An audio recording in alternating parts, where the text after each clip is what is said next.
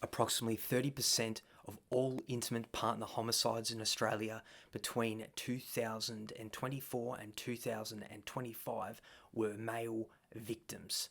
And every single one of those men was killed by a female perpetrator.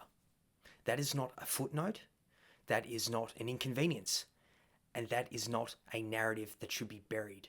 Those are dead men.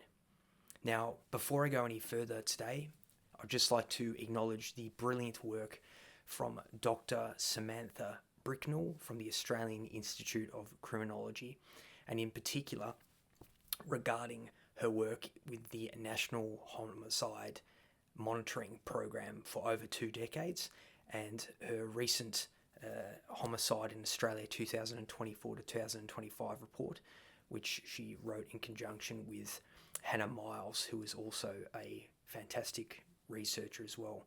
But Dr. Samantha Bricknell is one of the few academics and criminologists in Australia, if not in the world, who has had the courage for over 20 years now to disaggregate intimate partner homicide data to the level that she has, to include obviously the sex of the perpetrators and the victims, the age, the relationship, and a multitude of other important data that is required in order for that research to provide us with a true glimpse into intimate partner homicide in Australia. Without her work and that disaggregation of the data, male victims would not have a voice, and we would not know where we need to go now in order to try to help those male victims. So once again, I just want to sincerely thank Dr. Bricknell and also Ms. Miles there with both their work on the National Homicide Monitoring Program, and, as I said, the recent Homicide in Australia 2024 to 2025 report. Neither are affiliated with me, nor do they know who I am, and they may never see this, but I thought it's important to say that there are some great researchers out there, and in particular, I should say, to have female researchers talking about these issues is absolutely fantastic. So I just want to mention that. But look, today is something I'm very passionate about. By way of introduction to the topic, I actually wrote my 2017 honours in criminology thesis on primary prevention strategies to reduce male violence against women in Tasmania, where I directly critiqued and analysed the programs that were in place in Tasmania that were failing then, and unfortunately to this day are still failing, as none of the advice I gave was listened to, in large part because the main primary prevention program is the Respectful Relationships Education Program in schools, which is designed to promote the LGBTQIA+ agenda and to eliminate all heteronormative behaviour and any I guess relationship education around heterosexual relationships and sexuality. So that was something that I did and researched very heavily, and I'll have more to say about that. I currently have a right to request information with our Department of Education down here in Tasmania, and that same program is being used in Victoria and is currently causing issues there as well. Obviously that came out of I believe it was called the Australian Centre for Sexual Health Research, I believe, in La Trobe University, which is highly LGBTQIA+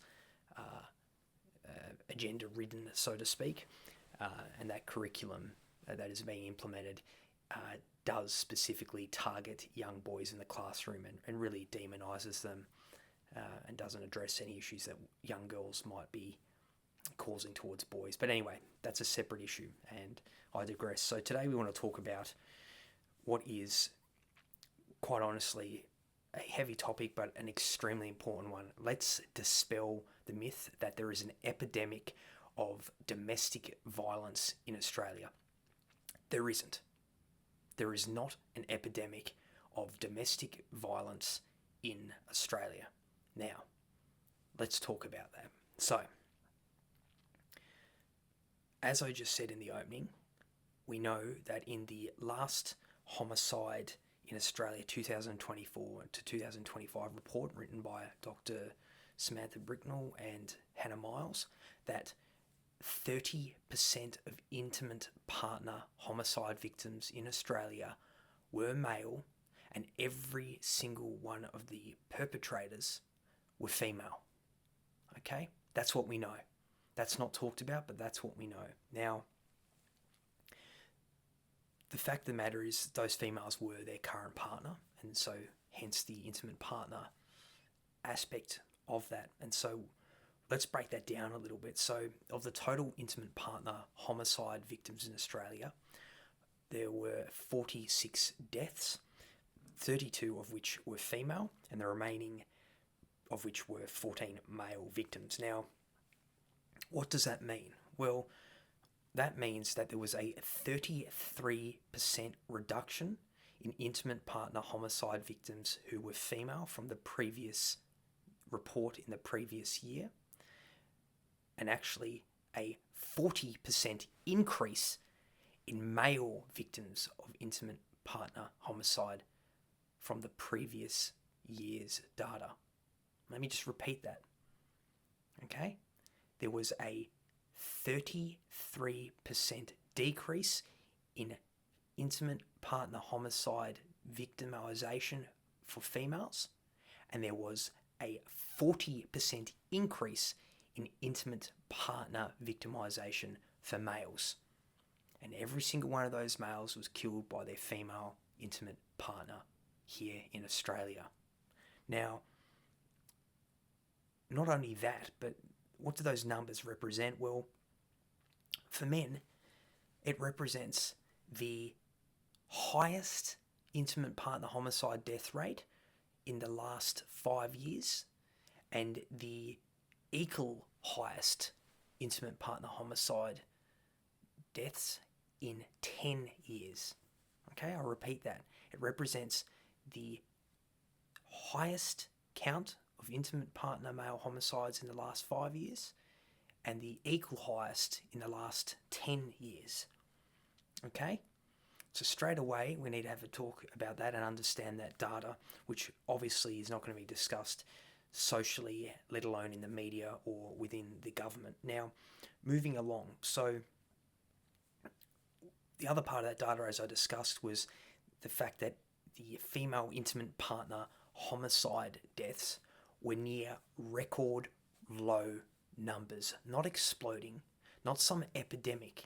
These were near record low numbers in the entire 30 years of the National Homicide Monitoring Program conducted by the Australian Institute of Criminology since 1989. Okay? Think about that. So this idea and this misnomer of an epidemic of intimate partner homicide in Australia, and that all pretty much being women and no men, is not true. So, as I said, the female intimate partner homicide rate in 2024-2025 was in fact the third lowest since records began in 1989. The third lowest, right? So what does that mean? Well, it means that intimate partner homicide since 1989 is actually, for women, their total deaths is reduced by over 70%. There's been a 70% reduction in female intimate partner homicide victims since 1989 when records began. So women are dying far less than any time since the records began in 1989. Women are safer, on average, in their intimate partner relationships with males. Now, interestingly enough, this was something I just learned about out of my inquisitive nature. During the COVID-19 pandemic and the lockdowns that we had in Australia, and indeed around the world, but let's talk about the Australian context, it was constantly stated in the media, whether it be legacy media or social media or wherever it be, it was constantly stated during COVID-19 in Australia that intimate partner homicide rates had exploded, okay? That domestic violence had exploded, and that women were being disproportionately killed at higher rates than ever before seen in Australian history, and that males were the ones perpetrating that violence and homicide at disproportionate levels. Guess what? Well, in regard to what I've just previously said in my last point about record lows, it actually turns out that during that time period between 2019 to 2020 data and then the 2021 to 2022 data, intimate partner homicide rate in total fell from 46 down to 40 down to 36 respectively. Now let's break that down by gender. Well, it turns out that female intimate partner homicide in that exact period dropped from 37 deaths to 27 deaths, then to 26 deaths. Now, it turns out those three numbers for women, the female intimate partner homicide deaths falling to 37, then to 27, then to 26, turns out that's the lowest count range in the entire Australian Institute of Criminology series since the records began during COVID-19. Now, as a juxtaposition, the male intimate partner homicide went from 9 up to 13, then back to 10. So it went up and then flattened out in that same time period. Well, we know the status quo. We know, we constantly hear and heard at that time that it had exploded, that domestic violence and specifically intimate partner homicide had exploded because women were being locked and stuck inside with violent intimate partners. In fact, that has been something that we've talked about a lot. We talk about women being trapped almost like a Stockholm syndrome in these abusive relationships, and by the fact of them having being locked into this proximal relationship, that they are by nature at a higher risk of being killed by their intimate male partner. Well, it just logically follows that if you're around anyone who's got homicidal tendencies and you're in contact with them regularly, that's going to increase your probability of dying anyway, regardless of whether it's a woman with her male partner or not. That's just a truism in and of itself. But it's interesting to see that that was a total lie. It was a lie. There was no explosion. Let me restate this very clearly. During the COVID-19 pandemic here in Australia, okay, between 2019 through to 2022, noting that the COVID pandemic started at the very beginning of 2020, that the fact is this: female intimate partner homicide deaths dropped to the lowest on record since the Australian Institute of Criminology started collecting data in 1989. It didn't increase, contrary to the public narratives and what politicians stated at the time. Now, moving along from that, as I've said, the long-term trend for intimate partner homicide in Australia since the measurements began in 1989 has been downward. Not upward, not even sideways, downward. And drastically so. Okay?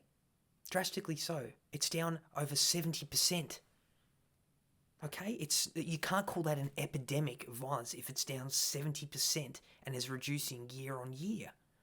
Sure, there's been some little upticks here and there over that period of time, but the last year's measurements are down, and on average, a lot of the measurements are down. Now, interestingly enough, whilst women's intimate partner homicide deaths is down 70%, men's is only down about 63%. Those are still major reductions on both sides, but it's just important to note that women's are actually down lower than men's. And as I've said, the long-term trends, whilst they're both down, what we can say from that is on average, the male intimate partner homicides are about 24% of total intimate partner homicides in Australia, with the remainder being women. However, in the last report, homicide report in 2024 to 2025, that number went up to 30%. It increased from 10 deaths to 14 deaths, which represented an increase of 40%. Now, if we move along from that to a slightly different area, now that we've addressed that and debunked those numbers around intimate partner homicides, right? Let's talk about police attendance at family violence issues. So what we know is that there is data available from the Australian Bureau of Statistics that indicates that 78% of family and domestic violence figures, which are processed by the police, are related to men. Now, what do I mean by that? Well, it means that effectively most of these family and domestic violence police processing situations where they attend a call out for a potential issue of domestic violence, 78% of that is men. So they represent that majority number, but there's more to the picture than that.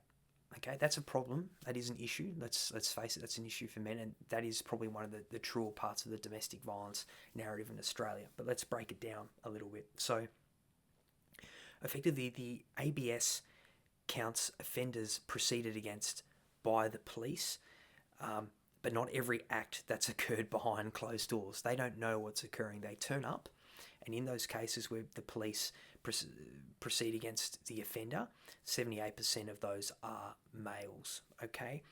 However, what we know, interestingly, as well from that data, is that 51% of these family and domestic violence offenders were proceeded against for, obviously, the family domestic violence related breaches. Now, what do I mean by that as well? Well, of those 78% of men, more than half of them were pulled up by the police effectively for breaching their, it might be a family violence order or whatever it might be in your own state. There's different names. So half of the family and domestic violence call-outs that police proceeded against the offenders was due to a breach, right? And what do I mean by a breach? Well, it means that they already had something on them, and then they've turned up, or they've been in contact with the person who has put that on them, obviously a woman in this case. Now, interestingly enough, and this is interesting data,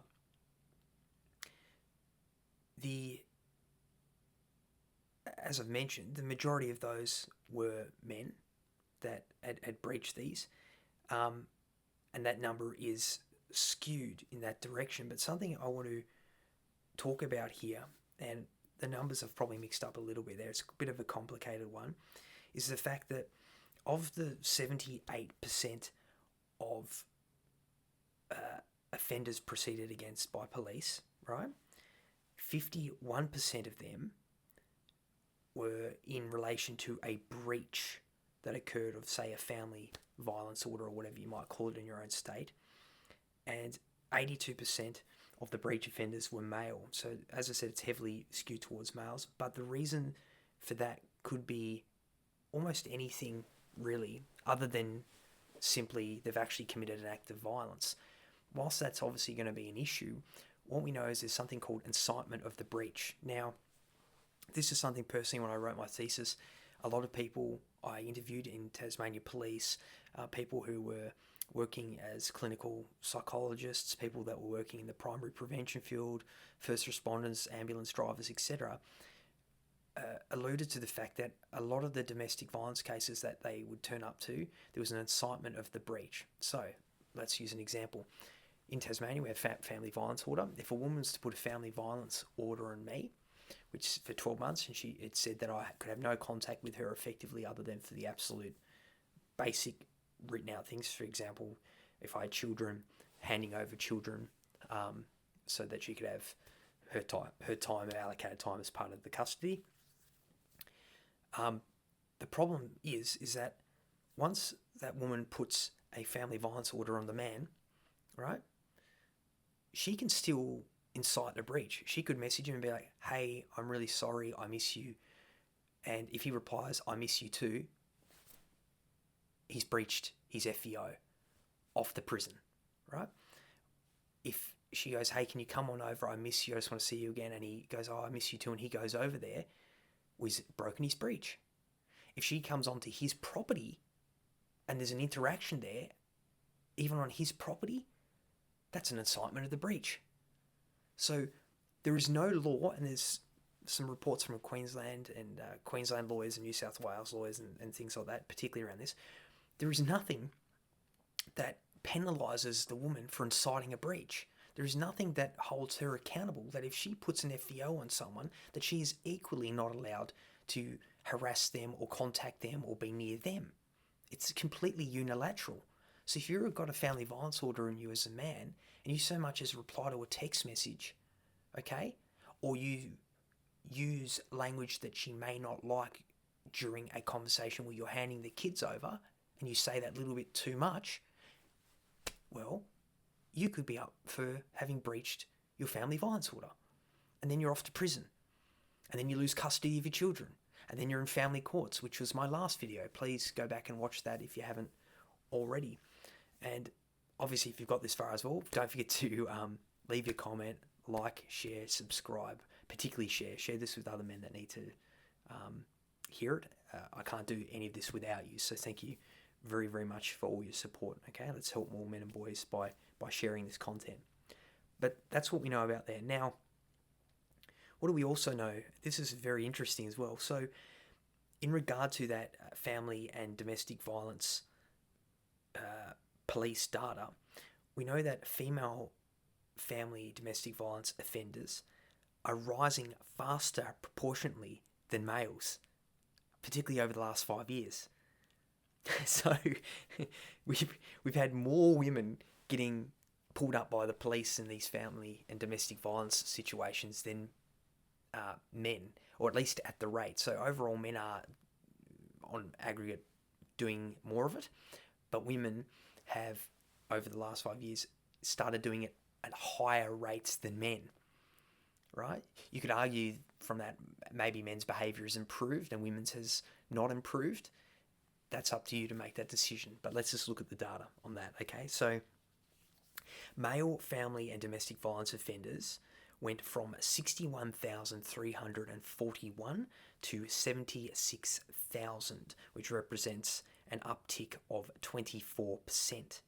Now, by comparison, female family and domestic violence offenders rose from 14,045 to 20,561, which represents an uptick of 46%. 46%, right?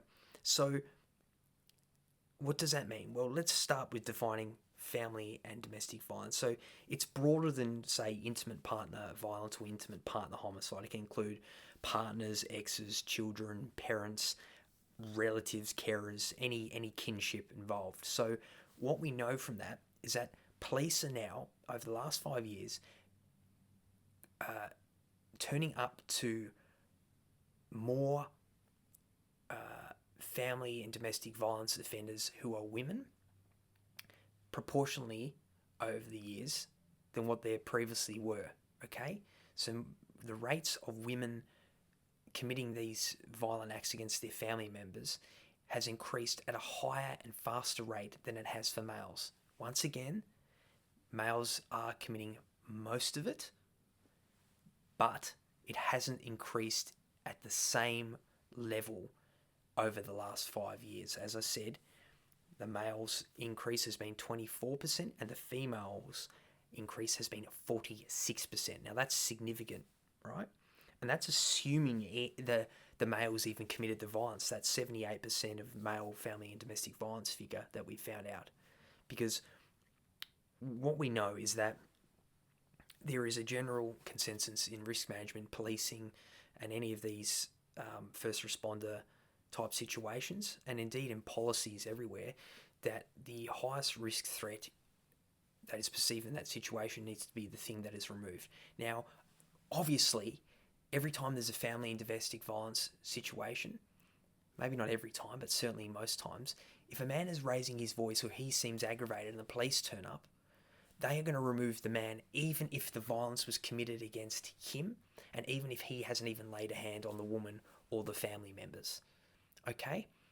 Now, why is that? It's because we know based off the data, at least with intimate partner violence and intimate partner homicide, that when a man commits violence, it is likely to be more injurious and result in a lethal outcome. So that's the frame that we have in policing and in public policy around family and domestic violence, is that because we know that the man is more capable of causing severe injury or killing someone, that he should be removed first. All right, so that's why that number is likely higher than it is. But in one of my previous videos, where I talked about things like false accusations and particularly domestic violence, we discussed with Murray Strauss's work in 2010 that there was found to be a gender symmetry and parity in intimate partner violence levels, and in some cases, like the Dunedin study in New Zealand, there were studies indicating that women were actually committing more intimate partner violence. It's not getting reported as high a level or resulting in a serious injury or a death. Therefore, it's not dealt with or perceived the same way by the public, let alone by politicians. Now, speaking about politicians, so since the National Plan to End Violence Against Women and Their Children started in 2022, and certainly at least that iteration and part of it, $4.4 billion has been put into that program to stop male violence against women and their children, according to the recent Women's Budget Statement. Now, we've just gone through the data, and we know that from the last data we had on intimate partner homicide, that 30% of intimate partner homicide victims were men, and every single one of them was killed by a woman. Yet we have $4.4 billion that's just been spent in the National Plan to End Violence Against Women and Their Children, yet we don't have a proportionate, say, 25 to 30% budget allocated to helping male victims of intimate partner violence or the families of those who have lost their fathers in these situations, right? That would represent somewhere between $1.1 to $1.3 billion if it was to be given to those men and boys, to give them shelter and to give them housing and things like that. So that's interesting to note at those numbers. Now, I guess the question in that regard is, where is the equivalent national response for the male victims, which have increased over the last 12 months and are at those higher levels that we've just discussed? As I discussed, I said the male intimate partner homicide rates are the highest they've been in the last 5 years and the equal highest in the last 10 years.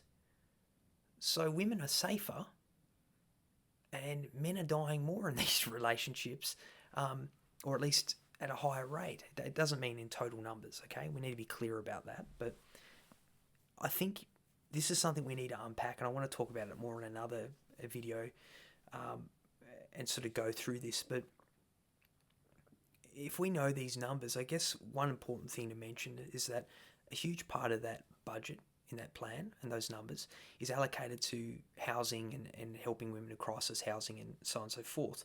Yet the narrative has always been obviously around, let's focus on women, not children in this regard, but women being stuck in housing, and by virtue of being stuck in these housing, that's going to result in increased death from their male abusive partner. Well, then why didn't we have an explosion of intimate partner homicide during the COVID period, where women were stuck inside with their male abusive partners?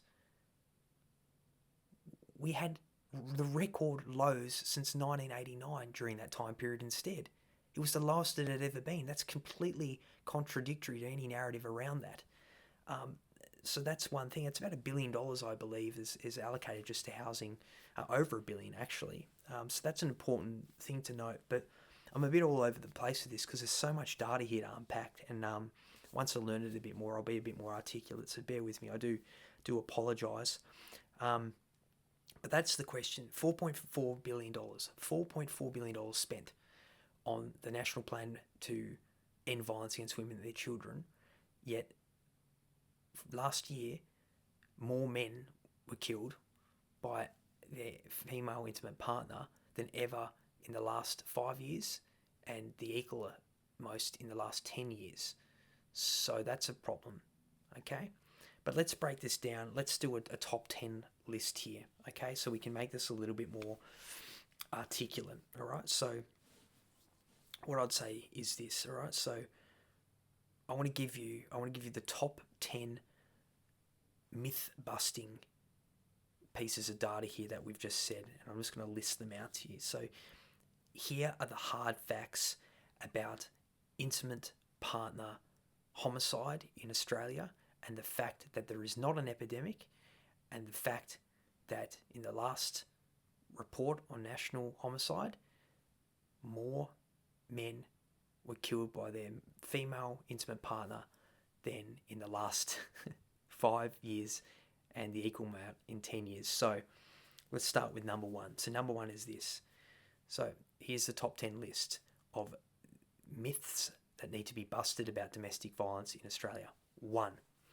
30% of intimate partner homicides in 2024 to 2025 were male, and 100% of those men were killed by female perpetrators. 2. Female intimate partner homicide fell 33% in 1 year. Okay? 4. Male intimate partner homicide rose 40% in 1 year. 5. Male intimate partner homicide hit its highest count in 5 years and equal highest in 10 years. 6. Female intimate partner homicide was not exploding and is not at epidemic levels. Its rate, as of the latest data, was the third lowest since 1989 when records began. 7. During COVID-19 pandemic, female intimate partner homicide fell to the record lowest numbers since records began in 1989. Okay? 8. Since 1989, female intimate partner homicide is down 70% and male intimate partner homicide is down 63%. 9. The 78% male family and domestic violence figure is not pure prevalence. 51% of that were offenders that were breach-based or an incitement of the breach, and 82% of the breach were male. 10. Female family and domestic violence offenders are up 46% since 2019 to 2020, compared with 24% for male offenders. So, what do we see here? Well, the myth is not that domestic violence, exists. It does exist. The myth is that it's not at an epidemic level, that it is reducing, that women are safer in relationships with men, that men are committing less violence overall, okay? Just less homicide, less intimate partner homicide, whilst women have been shown in the last 5 years that they have been increasingly involved in family and domestic violence situations where police have had to arrest them and they've had to appear before court. And in addition to that, they have killed an additional 40% more men in the last reporting period. So let's put this to bed, okay? But anyway, I think I'm just going to leave it there because my mind is not working today. There is just so much to go through here, and I think it's important to talk about it in another video as well, and just unpack it again and go into a little bit more precise detail on this. But anyway, those are the numbers, guys. Those are the numbers. There is not an epidemic of domestic violence in Australia, and there is certainly not an epidemic of intimate partner homicide in Australia. In fact, in the last reporting period of homicide in Australia, between 2024 and 2025, 30% of intimate partner homicide victims were male, and 100% of the perpetrators were their female intimate partner. case closed. Let's put that to bed. Enough of the myth, enough of the misnomer, enough of the lies and propaganda around domestic violence, and the fact that we seem to continue to say that male victims barely exist at all. Well, no, it's about 25 to 30% that do exist. So anyway, that's all I've got to say today, guys. I'm all over the place with this one. It's just so much data here to go through. It is exciting. It's really good to learn about, and we need to talk about it more. But anyway, that's all I've got to say. Thank you for continuing to support me. And as I said, please like, share, and subscribe. Leave a comment if you will. The sharing is particularly important, so please share that with some people that you think need to hear it.